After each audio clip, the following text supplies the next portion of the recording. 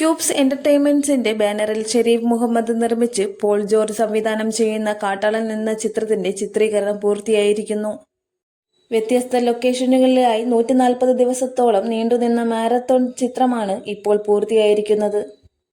തായ്ലൻഡിൽ ചിത്രീകരണം ആരംഭിച്ച ഈ ചിത്രം പിന്നീട് ഇടുക്കി, തേനി, പൂനെ, ചെന്നൈ, രാമേശ്വരം, മുംബൈ എന്നിവിടങ്ങളിലാണ് ചിത്രം പൂർത്തീകരിച്ചത്.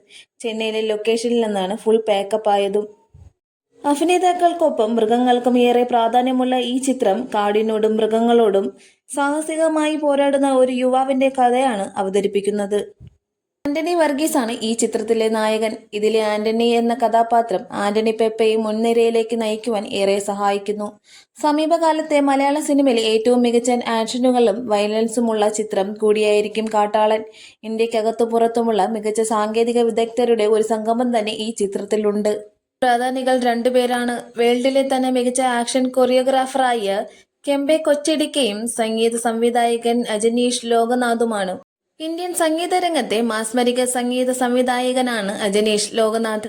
ഇവർക്കു പുറമെ മികച്ച സാങ്കേതിക വിദഗ്ധരുടെ ഒരു നിര തന്നെ ഈ ചിത്രത്തിൽ മലയാളത്തിനു പുറമെ ബോളിവുഡിലേക്കും കോളിവുഡിലേക്കും അഭിനേതാക്കളും അണിനിരക്കുന്നു.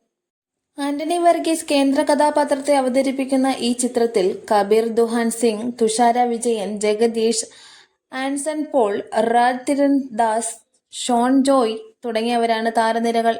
മെയ് മാസത്തിൽ വേൾഡ് റിലീസിനൊരുങ്ങുന്ന ഈ ചിത്രത്തിന്റെ നിർമ്മാണങ്ങൾ പൂർത്തിയായി വരുന്നു. ക്യൂബ്സ് എന്റർടൈൻമെന്റ് ആണ് ഈ ചിത്രം പ്രദർശനത്തിനെത്തിക്കുന്നത്.